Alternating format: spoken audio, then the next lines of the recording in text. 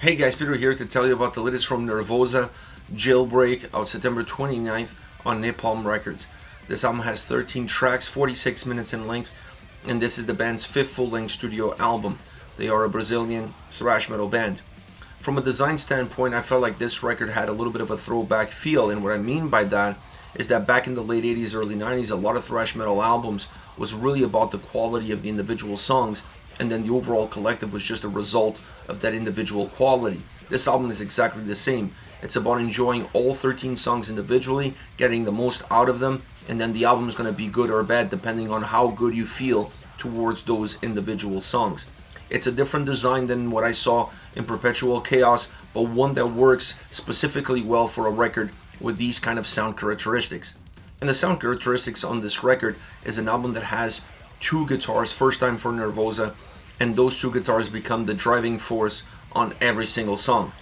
Now you see them being pushed into the forefront of the mix, but it's not always the case. Sometimes the drums follow those same guitars and the sound has a little bit more density. The sound feels a little bit thicker, the volume increases. But regardless of the approach, regardless of having the guitars in the forefront alone, or having the guitars in the forefront with the drums being their companion, this is still going to be a guitar focused, a guitar driven, and a guitar centric album through and through, regardless of the variations that you're going to find throughout the entire experience of listening to this album. But it doesn't end there. The guitars obviously have a lot more life, a lot more energy, a lot more power. Two is definitely better than one, specifically when it comes to this record. I love the harmonies. The solos are super impactful. This is a record that from a guitar standpoint feels a little bit Slayer-esque, specifically when it gets into the solos and how they design the solos, the impact that they have on the overall construction of the songs, how bright they are, how explosive they are, a complete change in sound, in dynamics, and impact when you look at the rest of the guitar sound and how the songs are put together. So it's definitely a nice album for the guitar fanatic, those that want to really break down the guitar sound. And I honestly feel this combination of two guitars offers a lot more tools. It offers a better sound quality. It makes the overall Nervosa sound a little bit thicker, a little bit bigger, a little bit heavier. Now the drums, like I said, in some cases are a little bit further back, I should say, in the mix, and they feel like they're at the bottom of where the guitar sound sits. In some tracks you see that drum sound moving a little bit more forward. So the guitars stay very consistent from start to end in terms of what they offer. The changes that you're going to see on a track by track basis is where the drums show up.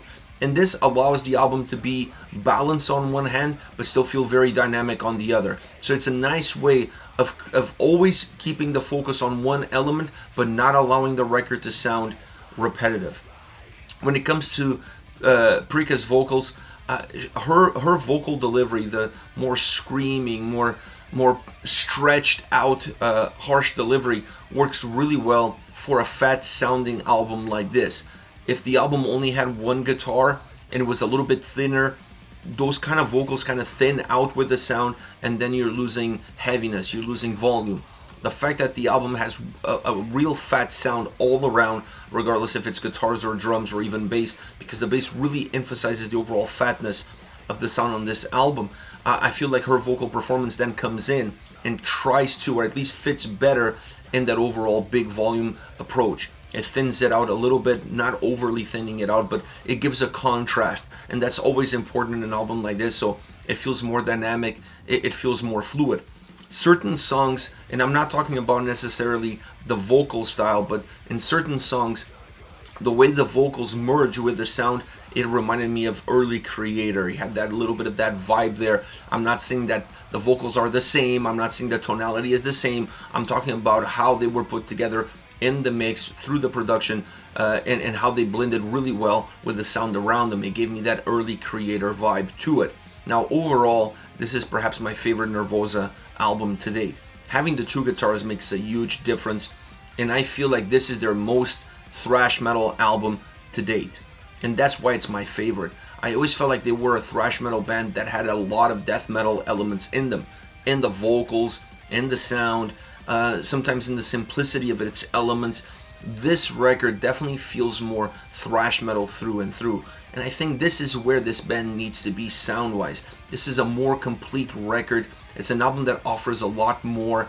It might feel a little bit simple at times in its approaches, but it's an album that definitely has a great shelf life. And because of all of that, it really easily becomes my favorite album from this band.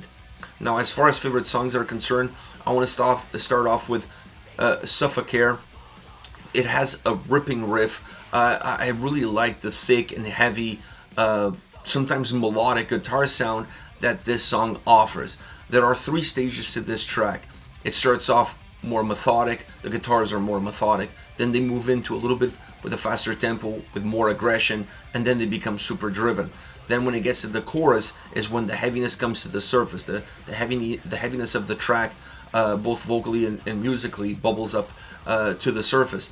Adding backing vocals with really deep, harsh vocals behind it, almost as a layer underneath the regular vocals, adds depth and volume and substance to that chorus, and it magnifies the overall heaviness that it has. It has a great solo section which brightens up the song, gives tons of energy to the track, and it's squeezed in between these massive walls of guitar sound. Next you have Ungrateful. Very old school sounding song. It has that circle pit feel to it. I don't think this is a song that you can just headbang to. This is a song that you must get into the pit, you must mosh. It has all of those prototypical elements in it that make it a banger of a thrash track. Now, it lets the guitars do all the talking. From the beginning to the end, this is a guitar-driven track. The vocals are there to guide you, but it's all about how the guitars come across, the sound that they have, how fast, how furious they are, and then how impactful they become, and how consistent they are throughout the entire song. The chorus is quick and catchy. And when you have a quick and catchy chorus mixed in a song that's very fast, very heavy, very driven, it feels like it shortens the track, but it also makes the track a lot more memorable all around. And that's exactly what you're going to get from Ungrateful. Last but definitely not least, When the Truth Is a Lie. This song features Gary Holt from Exodus. He has a guitar solo on this song, and it's definitely a spice. It adds a spice to the track. It adds a different flavor to how this track comes together, and it's a very thick, heavy track, but both with drums and guitars. Here you see a song where the drums are not behind the guitars in the mix, they're rather parallel with the guitars, so it's a much more robust and compounded, thick, heavy presence from both elements working parallel to one another and not having one surpass and have one behind it. Now, it's a more dense song because of it, it's a more compact song because of it, but still has great guitar sound, it still has great depth in terms of what the drums are offering, and it's an absolute banger of a track, both musically and vocally. Really strong vocally. Gary Holt's solo is just the icing on the cake for a track that just has this massive sound to it. It just feels so big. I honestly like songs like this a lot more than those that have the drums a little bit further back from the guitars. I understand that you're trying to create an experience that puts the guitars in the forefront because that's going to be the calling card of this album. But going forward, I like this more balanced approach. This record has a little bit of both, so you're going to see both worlds represented in a single album. And if you enjoy both, you're going to enjoy this record.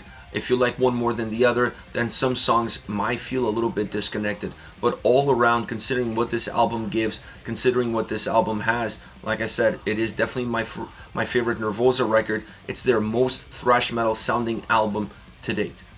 This is it. Let me know your thoughts about the singles, the band. Use the comment section below.